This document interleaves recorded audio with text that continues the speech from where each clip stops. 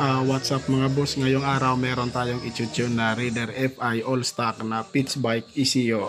Kinabitan na natin siya ng AFR para AFR correction natin yung pagtotono natin mga boss. Ito siya mga boss. Ayun, nakakabit yung AFR dun sa may tambucho. Let's go.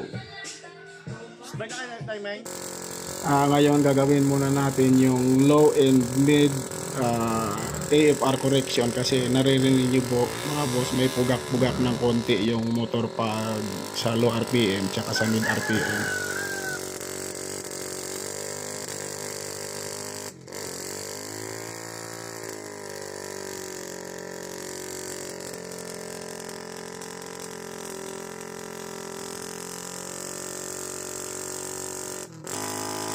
Ito na mga boss, pansinin nyo natapos na natin AFR correction